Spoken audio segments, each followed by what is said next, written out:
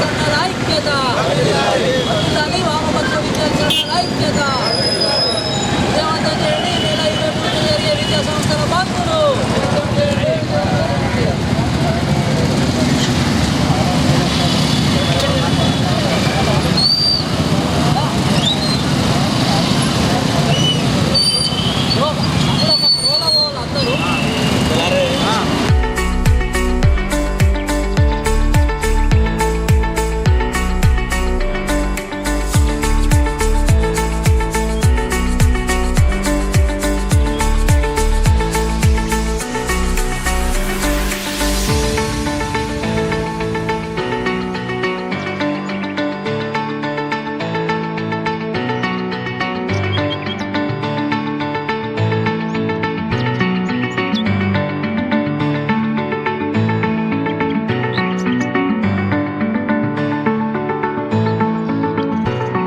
వ్యాప్తంగా విద్యారంగ సమస్యలు పరిష్కరించాలని ఈరోజు వామపక్ష విద్యార్థి సంఘాల ఆధ్వర్యంలో నిజామాబాద్ నగరంలో బైక్ ర్యాలీ నిర్వహించడం జరుగుతూ ఉన్నది.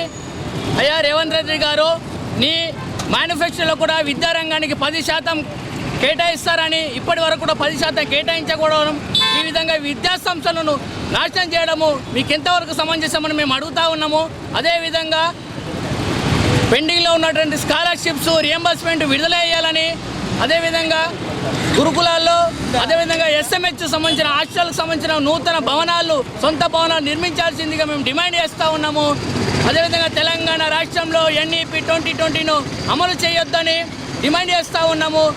ప్రభుత్వ జూనియర్ కళాశాలలో మధ్యాహ్న భోజన పథకాన్ని అమలు చేయాలని, పెండింగ్లో ఉన్నటువంటి అన్ని రకాల బిల్లులను వెంటనే విడుదల చేయాలని డిమాండ్ చేస్తూ ఉన్నాము. అదేవిధంగా MEO, DO, టీచర్ పోస్టులు, లెక్చరర్ పోస్టులను వెంటనే భర్తీ చేయాలని, లేని పక్షంలో రాష్ట్ర వ్యాప్తంగా ఆందోళన తీవ్రతరం చేస్తామని సందర్భంగా వామపక్ష విద్యార్థి సంఘాలుగా హెచ్చరిస్తూ ఉన్నాం.